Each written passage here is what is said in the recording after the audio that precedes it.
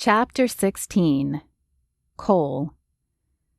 Cole stared at the frail-looking man in the hospital bed and tried to process what he had just learned. If the intel he had received was true, the man's actions were understandable. Not justifiable, but understandable. Any news on the women? Cole turned to see Cara striding his direction. Her face wore an even more worried expression than when he'd left her, and he wondered how the call with her boss had gone. The women have all been admitted while they wait on the blood test results, but no news so far, at least not on them. Cara's brow furrowed. What do you mean? Cole turned back toward the glass that looked into the hospital room. I did manage to find out some information on your friend in there. A derisive scoff escaped Cara's thin lips. He's no friend of mine, especially not if he's the one who killed Steve, attacked me, and stole our research. I can understand that, but I called in a few favors. It turns out David here has been receiving quite a few large payments over the last year. For what? Curiosity threaded Cara's voice, though her face remained impassive. That's a good question, but my guess would be that he was helping someone. Someone or some group with large pockets who wanted intel on your project. There's more, though. More? What more could there be? Anger flashed in Cara's eyes, and Cole knew he better tread lightly. It turns out that David's sister has a rare form of cancer. She was diagnosed shortly before he became an intern for you, if my timeline is correct. So my guess is that his actions are about getting the money to pay for his sister's cancer treatments. Cara crossed her arms and fixed him with an icy stare. If looks could kill, he would have been incinerated on the spot from her gaze. I don't care what the reason for his actions are. He killed Steve, and his actions may kill many in this town. It's certainly not justifiable, I agree. It's madness is what it is. I just hope he lives so I can interrogate him and go after the people or person who sent him on this mission.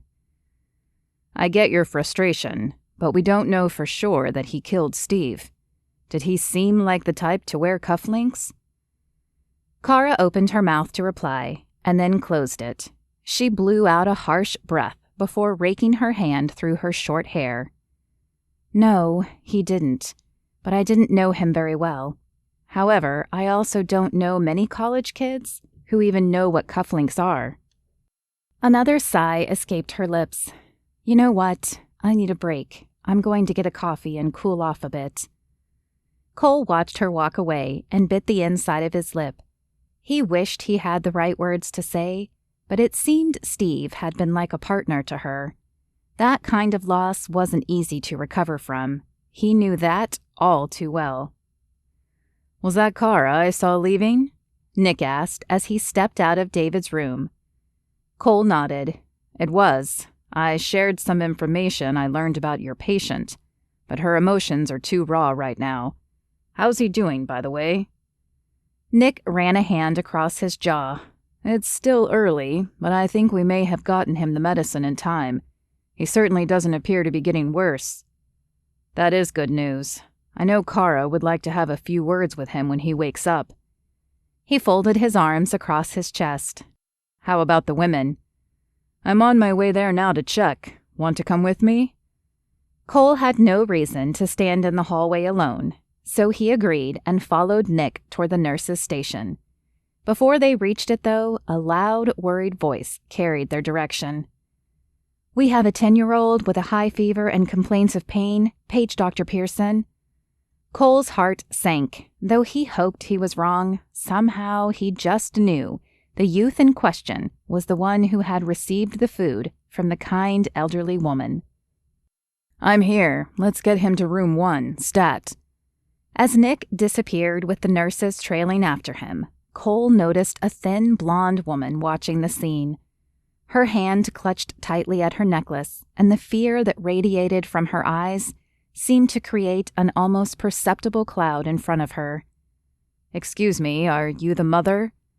The woman blinked at him a few times before nodding. What's going on? Is he going to be okay? He came in about an hour ago complaining of stomach pain. I thought he was just trying to get out of his chores, but then the fever started. Cole pursed his lips as he thought back to Cara's briefing and his own research on the disease. Could it spread that fast? If her son had touched or ingested the contaminated food, it would have only been in the last few hours. That seemed a rather fast timeline, but the alternative was an even scarier thought.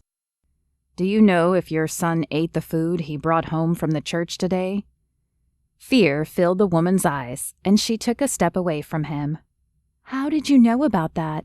Who are you? Cole sighed. Generally, he was better at choosing his words, but his gut was telling him something was off. My name is Cole Davenport. I'm a criminal investigator, and I think your son has been exposed to melioidosis. We just came from the church where it appears someone poisoned the food, and Edith told us she gave some to Robbie. It's important we know where it came from. Can you tell me where he's been over the last week? Melio, what? What is that? Is it deadly? Hysteria was creeping into the woman's voice and clouding her wide, frightened eyes. Cole knew he was running out of time to get answers. Dr. Pearson has the antibiotics on hand to help your son, but if I don't figure out where he was exposed, a lot more people might get sick. Can you help me out? Please? The woman blinked at him a few more times before running a shaky hand through her hair. Well, he went to the church this morning. Yesterday, he delivered newspapers in the morning, and then he played with some friends. I'm sorry. I have a baby and several other children who need my attention during the day. Robbie is on his own a lot in the afternoons. Cole's heart went out to the woman. He could see the stress of her situation weighing heavily on her heart, and he didn't want to make it any worse for her. Placing a hand on her arm, he offered a smile. That's okay. Can you name one of his friends? I can go talk to them. Relief at his lack of condemnation on her parenting skills covered her face, and she offered a slight smile in return. Cecil Jacobs. That's Robbie's best friend. They do everything together. Thank you. Cole had no idea who Cecil Jacobs was, but he knew someone who would be able to find out. Now he just needed to find Cara.